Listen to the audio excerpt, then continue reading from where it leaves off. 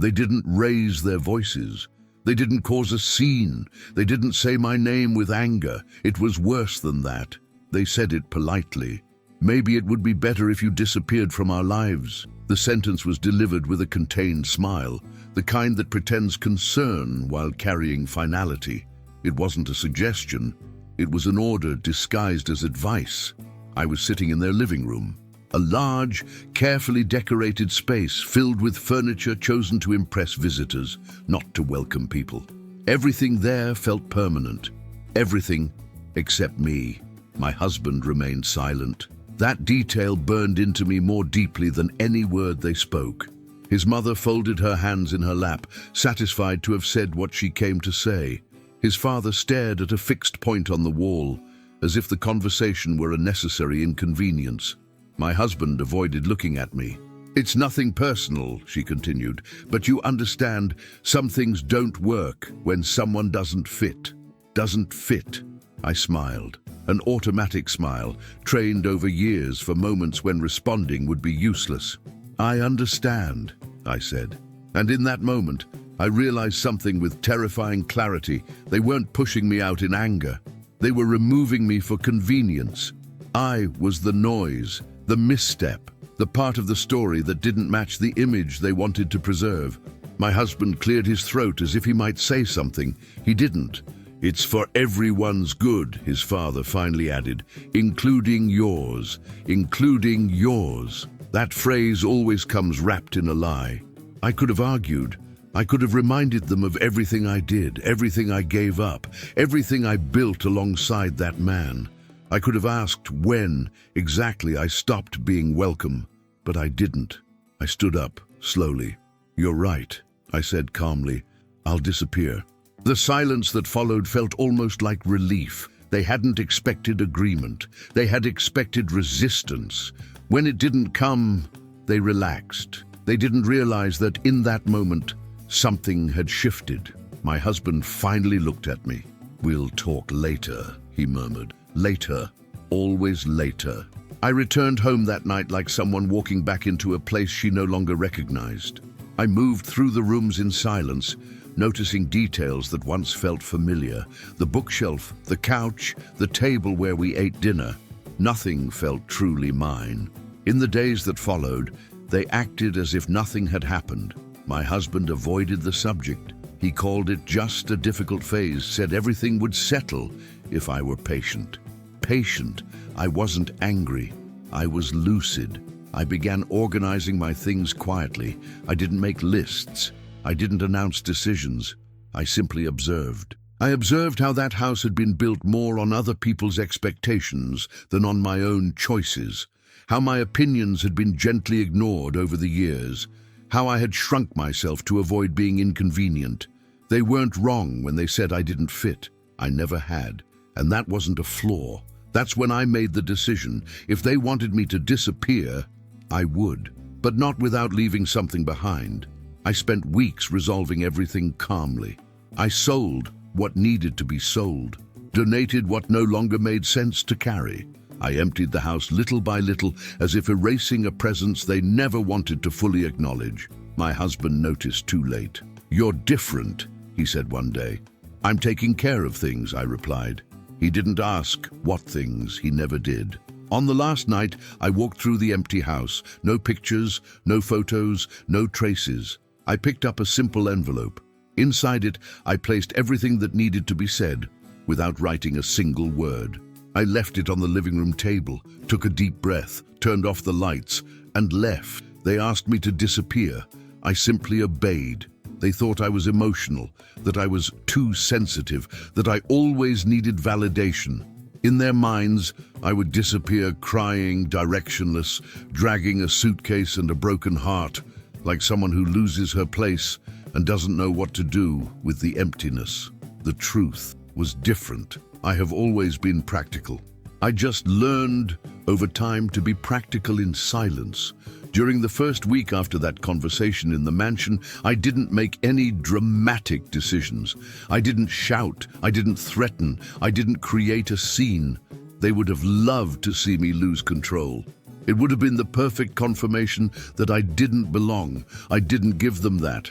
I simply observed. I watched my husband come home with that tired, above-it-all expression, as if he were the victim of two women, the difficult wife and the demanding mother. I watched him place his keys in the same spot, sit on the same couch, ask the same empty questions. Are you okay? Did you eat? Do you want to watch something? Small questions meant to avoid big ones, and I answered with the same controlled calm of someone who had already understood he didn't want to solve anything. He wanted to get through the problem until I adjusted myself again, but I wasn't adjusting anything anymore. I started with the basics. I went through drawers, folders, documents, not with anger, with method. I found papers I hadn't seen in years, old letters, contracts, signatures I had placed without questioning because it was better this way, because he took care of that, because I didn't need to worry. And then came the first surprise. I had put my name on things that should never have been in my name, and I had failed to put my name on things that should have been. Nothing illegal, nothing criminal, just the kind of domestic arrangement that happens when a woman trusts and gets distracted from herself for too long. I began correcting it, calmly. I called banks, contacted registries, scheduled appointments, requested copies, updated records. My husband noticed, but didn't understand. "Why are you dealing with this now?" he asked, trying to sound casual. I smiled. "Because I can," I replied. He fell silent, as if the sentence had a thorn in it. That was when the second surprise appeared. I found an old email, buried in a forgotten inbox. It was from a real estate agent about the sale of a property. The property was mine, not ours. Mine. I had bought it before the marriage with money from the sale of something I inherited. A part of my story I never told in detail because no one had ever shown enough interest to ask. The property had been sold. The money had come in. But the way it was handled afterward had been simplified. Simplified for him. Simplified for his family. I stood there staring at the screen, feeling nothing but clarity. It wasn't shock. It was confirmation. They weren't pushing me out because I was a problem. They were pushing me out because I could become an obstacle to control. I took a deep breath, closed the laptop and continued my day as if nothing had happened, because people who believe you don't see behave with more freedom. And freedom sometimes is the rope they hand you themselves. I also began noticing something else. The way his family talked about image, about the family name, about positioning, as if marriage were a social alliance, not a human bond, as if I were a detail that had gone wrong in the composition. I remembered with almost cruel clarity his mother's smile when she said, "It's nothing personal. It always is. It's just not personal to those in power." During those weeks, I didn't return to the mansion. I didn't call. I didn't ask for explanations. And that seemed to bother them more than any argument would have. My husband grew restless. "You're very calm," he said one night. "I'm tired," I replied. He narrowed his eyes as if trying to solve a puzzle. "My mother says you disappeared." "Disappeared?" I almost laughed. That was exactly what she had asked for. "I'm here," I said. "No, you're just not the same," he corrected himself. I looked at him with the calm of someone who had finally found the right word. "I stopped explaining myself," I said. He opened his mouth, then closed it. And in that moment, I understood. He didn't miss me. He missed the version of me that made his life easier. The version that smiled through discomfort. That swallowed comments. That asked permission to exist. That version was gone. I kept organizing everything. I sold what was mine. I separated what was ours. I left him what I knew he would keep out of pride. The expensive couch, the large dining table, the pieces that looked like family. I took only what was true, and as the house grew emptier, I felt something I hadn't expected to feel. Relief. Because when you start removing what was never yours, space appears to breathe. That was when I decided what would go into the envelope. It wouldn't be a tearful letter. It wouldn't be an ultimatum. It would be something that couldn't be interpreted, twisted, or softened. Something simple, direct. Something that once seen would force everyone to swallow reality without excuses. And when that thought settled, I knew. The envelope wouldn't be a request. It would be a mirror. His silence had always been presented as a virtue. He's calm. He avoids conflict. Yeah, he prefers to resolve things maturely. That was how I had justified for years what I now saw clearly. His silence was never neutrality. It was a choice. After the day they asked me to disappear, that silence grew heavier. Not because he had something new to hide, but because there was no longer any way to pretend nothing was happening. My husband began wandering through the house like someone waiting for the problem to solve itself. He opened the fridge, closed it, picked up his phone, put it down, sat beside me on the couch, but felt miles away. "My mother is worried," he said one night. "She thinks you misunderstood everything." Misunderstood. That word always appears when someone doesn't want to take responsibility. "What exactly did I misunderstand?" I asked. He took a moment to answer. "It wasn't an expulsion," he began. "It was more like a suggestion, a request to cool things down." I looked at him calmly. "Disappear from our lives doesn't sound like a suggestion," I replied. He sighed, uncomfortable. "You know how they are," he said. "Sometimes they speak without thinking. A comfortable lie. They had thought about it, thought carefully, about image, control, convenience, and he knew it." "And you?" I asked. "What did you think when they said that?" He looked away. "I thought that if everyone just took a breath," he said vaguely. "Breathe. Always a convenient pause to push difficult decisions forward." "So you thought it was reasonable for me to disappear?" I asked without raising my voice. He remained silent. That was the exact moment something broke permanently. It wasn't his family's request. It was his absence. He didn't say no. He didn't say, "This is unacceptable." He didn't say, "She is my wife." He stayed there, waiting for me to be the understanding one again. That was when I understood the cost of his silence. The cost was always paid by me. I paid it when I accepted uncomfortable lunches. I paid it when I heard sideways comments. I paid it when I adjusted my choices so as not to complicate things. And now I would pay by becoming invisible. But I wouldn't. That night, while he slept, I sat alone at the kitchen table. The house was too silent. Not a peaceful silence, an ending silence. I thought about everything I had let slide in the name of harmony, about how many times I had made myself smaller so others could feel bigger, and I realized something essential. If I stayed, this would be my definitive role, the woman who disappears when asked, who understands when hurt, who accepts when discarded. I stood up and began mentally listing everything that still needed to be resolved, not in a rush, with method, because people who act on impulse explain themselves too much. And I wasn't going to explain myself anymore. The next day, he tried a different approach. "We don't need to make decisions now," he said. "Let's take some time. Take some time." "I've already given too much time," I replied. He looked at me as if seeing me for the first time. "Are you decided?" he asked. I thought for a second. "I'm lucid," I answered. I didn't shout. I didn't cry. I didn't slam doors. And that disarmed him more than any scandal ever could, because for the first time, the silence wasn't his, it was mine. Closing accounts is a simple act. At least it looks simple. You call, confirm details, sign documents, nothing dramatic, nothing that draws attention. But sometimes it's in that quiet process that the truth begins to surface. I started with the small things. Signatures, automatic payments, services I barely remembered subscribing to. Each call was a confirmation. I existed there even when no one seemed to notice. Then came the bigger accounts.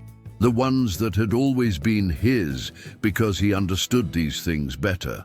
The ones I had signed without reading carefully, trusting there was no reason to question. There is always a reason to question. I discovered that part of the money that was supposed to be kept as security was mixed with investments made in his family's name. Nothing illegal, nothing explicit, just informal agreements based on trust, the kind of trust that is never equal on both sides. I didn't feel deceived. I felt awakened. I realized that for years I had been convenient for two reasons, emotionally and financially. I made things easier. I didn't complicate, I didn't ask questions, and those who don't ask, authorize. I spent days organizing documents, making copies, understanding dates and values, all of it calmly, without haste, without commentary. My husband noticed something was changing, but he didn't know exactly what. "You've been dealing with a lot of paperwork," he remarked, trying to sound relaxed. "I'm organizing things," I replied. He didn't insist. He never insisted when he sensed he might hear something he didn't want to. That was when I found something that changed the tone of everything. An old contract, signed before the marriage, a document I vaguely remembered but had never revisited. It was about a stake, small, but mine. A share of something that had grown far more than I ever imagined. Something that over time had begun to be treated as family-owned, but it wasn't. Legally, it wasn't. My name was there, clear, direct, no room for interpretation. I sat down and read that contract 3 times, not out of disbelief, but out of attention. They had never told me how much it was worth now, and suddenly everything made sense. The coldness, the rush for me to disappear, the attempt to push me away without conflict. I wasn't just an emotional inconvenience, I was a risk. I closed the folder carefully, took a deep breath. I didn't feel anger, I felt control. That night when he came home, I was calm in a way that unsettled him. "Is everything okay?" he asked. "It is," I answered. He hesitated. "You've been strange," he said. I smiled. "Maybe you're finally seeing me more clearly," I replied. He fell silent. In the days that followed, I finalized everything that needed to be finalized. Updated records, separated what was mine, formalized what had always been treated as informal. No one noticed, because no one expects movement from someone they consider immovable. But I was moving, slowly, precisely, without announcement. And as the pieces fell into place, I knew the envelope was almost complete. It wouldn't carry accusations. It wouldn't hold emotional outbursts.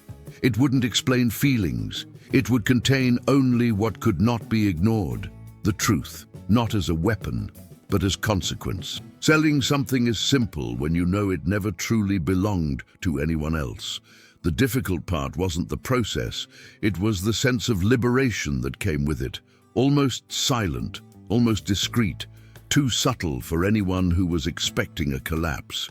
The property was the first, the one I had bought before the marriage, the one that, over time, had been treated as family property, even though it never was. I visited it one last time before signing the final papers. The walls were bare, as if the place itself knew it was about to change hands. I signed without hesitation. There was no nostalgia, no regret. The transfer was fast. The amount landed in the correct account, for the first time, fully under my control. After that came other decisions, small stakes, forgotten rights, things that, out of convenience, had been managed by others. Everything returned to where it should have always been, with me. My husband felt the impact indirectly. Interrupted conversations, phone calls he didn't understand, a light but constant tension in the air. "You sold the property?" he asked one day, trying to hide his surprise. "I did," I replied, without talking to me. I looked at him. "It was mine," I said simply. He opened his mouth and closed it. There was no argument there, only wounded habit. His family didn't comment directly, but I felt the shift. The distance grew more visible. The politeness became rehearsed. They knew. Not exactly what, but they knew something was no longer under control, and control had always been their language. I didn't confront anyone. I didn't make announcements. I didn't ask for permission. I simply continued. Meanwhile, the house grew emptier and emptier, not out of neglect, but by choice. I sorted books, clothes, objects. I left behind what I knew he would keep out of attachment or status. I took what made sense to me. Each sealed box was a boundary drawn. "Are you really leaving?" he asked one night. "I already left," I replied. He didn't understand immediately. No one does when the departure happens, long before the body leaves the place. During that time, I thought a lot about what people call revenge. I always imagined something explosive, loud, public, but what I was living had none of that. It was quiet, organized, irreversible. Revenge is reaction. This was conclusion. When I finished selling, donating, and closing everything that needed to be done, I looked at the house one last time. I didn't feel anger toward it. I felt gratitude for leaving whole. That was when I prepared the envelope. There was no rush, no exaggerated emotion. I placed inside only what was essential, what explained everything without saying a word. He would find it later, when I was no longer there to answer questions or listen to justifications. And that was part of the point. I owed no explanations. They asked me to disappear, and I was doing it the right way. The house had never felt so large as it did on the day it stood empty. Not empty of furniture, empty of presence. The last boxes were already in the car. The bare walls echoed my footsteps, as if confirming what I already knew. That place had never been a home to me. It had only been a setting where I tried to fit. I walked through every room calmly. Not to say goodbye, but to check whether I had left behind anything I shouldn't have. Nothing material, nothing emotional. The kitchen was clean. The living room, silent. The bedroom, just a space. My husband watched without knowing exactly what to do. He didn't try to stop me. He didn't ask me to stay. He limited himself to vague questions, thrown out like someone tossing a weak rope so he wouldn't have to admit he had already lost someone. "Are you sure?" he asked. "Sure." That word usually appears when someone realizes they no longer have influence. "I am," I replied. He nodded slowly. He seemed smaller, not physically but inwardly, like someone who had always counted on another person's permanence as a guarantee. I didn't say anything else. I walked to the living room table and placed the envelope at the center. White, simple, no name written on it. He looked at the object. "What is this?" he asked. "You'll know," I replied. I didn't explain. I didn't dramatize. I didn't turn it into a moment. I picked up my bag, took one last look around and walked to the door. "Are you coming back?" he asked, almost in a whisper. I stopped. "No," I answered. "That's what you asked for." I opened the door and left. The air outside felt different, lighter, more honest. I got into the car and started the engine without hurry. I didn't look back. As I drove, I felt something I hadn't felt in a long time. Inner silence.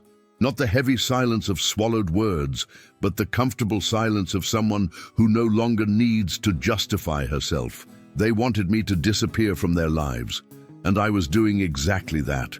Only this time, on my terms. They didn't open the envelope the same day. I learned that later, when everything had already spread in the most predictable way possible. First in silence, then in murmurs, and finally in calls that went unanswered. The envelope stayed there, on the table like a misplaced object, too small for the importance it carried, too simple for people who had always associated value with appearance. My husband was the first to touch it. He didn't open it. He only turned it over, as if expecting to find some explanation written on the outside. There was nothing. His mother asked him to wait. His father said it was better to open it right away. They had always been like that, one trying to control time, the other wanting to resolve things quickly before something slipped out of control. When they finally opened it, they didn't find a letter. There were no emotional outbursts, no accusations, no dramatic goodbyes. There were documents, organized copies, dates, signatures, transfers, contracts, everything they never imagined I had kept or even understood. The silence that followed wasn't one of surprise. It was calculation. My husband flipped through the papers with trembling hands. He recognized names, amounts. Above all, he recognized his own negligence. "This can't be right," he murmured. But it was. His mother tried to keep her composure. "This must be a misunderstanding," she said, as if the word could dissolve facts. His father remained silent, reading every line carefully. He understood before the others did, because he had always understood how things really worked. "She knew," he said finally. It wasn't a question, it was a realization. Inside that envelope there were no threats, there was clarity. I didn't need to explain what I had done. The documents spoke for themselves. They showed what was mine, what had never been theirs, and what had been conveniently treated as family property. For the first time, they realized that the woman they had tried to erase had a name, ownership, and awareness. My husband tried to call. I didn't answer. He tried again. Nothing. He sent short messages, then longer ones, then confused ones. We need to talk. This is out of control. You can't just do this. I could, and I did. Not out of anger, out of precision. Meanwhile, I was already far away, in another place, in another routine, without explaining to anyone where I was or what I would do next. His family began to move. Lawyers were consulted. Internal conversations happened, not to attack me, but to reorganize. They had lost something they never knew depended on me. And now they were trying to understand the size of it. The most curious thing was realizing that even faced with proof, no one asked how I felt. The concern was something else. The impact. It always was. That night, I slept deeply, without anxiety, without guilt, without that constant pressure to be smaller. The envelope had done its job, not as revenge, but as a period. Because some stories don't need shouting to end. They end when someone finally leaves with everything that belongs to them. They didn't try to bring me back out of longing. They tried out of urgency. The first call came from my husband late at night. The phone vibrated on the table, and I watched it for a few seconds before silencing it. I didn't feel curiosity or fear, only certainty that that conversation no longer belonged to me. Then came the messages. We need to resolve this. This didn't have to go this far. You know this isn't how I wanted things. It was always like that. When something slipped out of control, guilt turned into misunderstanding. Exclusion became exaggeration. Their decision became lack of dialogue. 2 days later, it was his mother. She didn't call. She sent a voice message. Her tone controlled, measured, like someone trying to maintain authority even while realizing she had lost command. Perhaps we were harsh, she said, but that doesn't justify this kind of attitude. We are a family. Family. The word arrived too late. I deleted the message without replying. Not out of resentment, out of clarity. They didn't want my presence. They wanted the balance I sustained without being noticed. They wanted what I represented when everything worked smoothly. They wanted what I made effortless. On the third day, my husband showed up, unannounced. I opened the door calmly. He looked tired, not defeated, unsettled, like someone who had lost an important piece of the game and was trying to improvise. You can't just disappear, he said, walking in without being invited. I can, I replied. That's exactly what you asked for. He ran a hand over his face. They're scared, he said. This affected a lot of things. I know, I replied. Then why won't you talk? He insisted. We can adjust, reorganize, do things differently, adjust. That word had always meant, I give in. What exactly do you want me to adjust now? I asked. He stayed silent for a moment.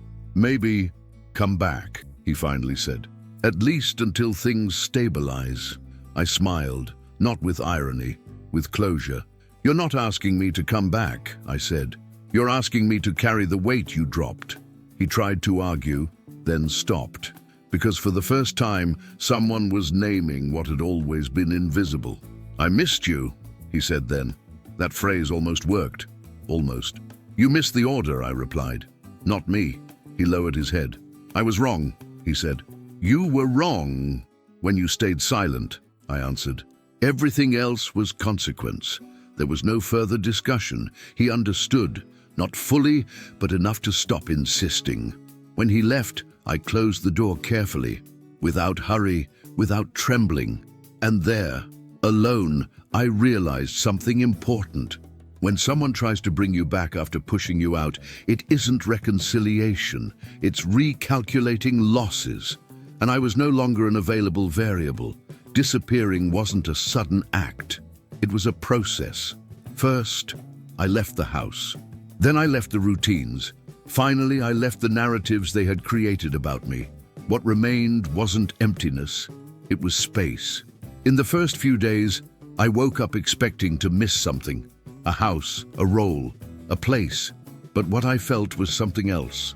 Lightness. No uncomfortable family gatherings, no strategic silences, no need to measure every word. I no longer owed presents to those who had never offered belonging. The messages slowed down. The calls stopped. Drama loses strength when there is no audience. People who live by control don't know how to deal with absence. Through others, I heard that his family began avoiding certain topics, that the property's name was no longer mentioned, that the phase they believed I was going through didn't end the way they expected. They waited for regret. They waited for my return. They waited for negotiation. What they received was silence, but not the weak silence of someone running away. The firm silence of someone who has concluded. I reorganized my life without announcements. I changed habits. I revised priorities. I returned to things I had postponed for later. That later which never comes when you're busy trying to fit in. I worked closer to myself, not to prove anything, to align. Some people asked if I was okay. Others asked if I didn't regret going too far. I smiled at both. I went exactly as far as I needed to, I replied. The truth is, no one missed me as a person. They missed the stability, the predictability, the role I played without complaint. And that says everything. One afternoon, I walked through a place I didn't know, an ordinary street, without old memories. I watched people passing by, living their own stories, knowing nothing about me, and that was liberating. When you disappear from the wrong place, you don't vanish. You reappear in the right one. There was no celebration, no final scene, just continuity. I didn't become an example. I didn't become a legend. I didn't become a constant topic. And that was exactly what I wanted. Because the greatest victory isn't being remembered. It's no longer needing to be remembered by those who never truly saw you. For a long time, I thought the envelope was the final gesture, the symbolic object, the last word, the definitive period. But with time, I understood. The envelope was only the form. The real content was something else. What I left in that house wasn't paper. It was a boundary. It took them time to understand that, because people used to crossing lines confuse silence with permission. They believe everything is negotiable as long as it's convenient. But boundaries are not negotiated after they are set. The envelope asked for nothing. It demanded no response. It opened no space for discussion. It said, without words, this far. And when someone who was always pliable becomes firm, the shock is inevitable. I continued my life without looking back, not out of pride, but out of coherence. It made no sense to revisit a place where I had to disappear to be respected. Over time, the stories they told about me dissolved. Some versions painted me as cold, others as radical. None of them described me truthfully, and that was fine. When you stop fitting into other people's narratives, they need to invent another one to justify their loss of control. I didn't correct anyone. I didn't defend my name. I didn't explain my decisions. I learned that those who understand don't need explanations, and those who demand explanations have already decided not to understand. The most curious part was realizing that, away from them, I didn't need to be strong all the time. I could be light, normal, whole. I didn't need to prove value. I didn't need to show documents. I didn't need to raise my voice. Life reorganized itself around me with a naturalness I had never known before. As if, by leaving the wrong place, everything finally had room to happen. Today, when I think about that sentence, it would be better if you disappeared from our lives. I don't feel anger. I feel gratitude. Because that request, made with so much certainty and so little empathy, was the push I needed to do something I had been postponing for years, to disappear from where I was never seen. I didn't leave an envelope to teach a lesson. I left a boundary to protect myself. And that changes everything. Some people learn when they lose money, others when they lose status. Some only learn when they lose someone who held everything together without being recognized. I didn't stay to see who learned what, because my role was never to educate anyone. It was to leave whole, and that is exactly what I did. Sometimes the greatest act of courage is not confronting, it is leaving, not as escape, but as choice. Because disappearing from the wrong place is the most elegant way to reappear in your own life. If this story touched your heart, please subscribe to Stories We Tell, leave a like, and share it with someone who needs to hear it. Your support helps us keep creating stories about love, forgiveness, and second chances. Because stories that touch the heart deserve to be told and remembered. Thank you for being here.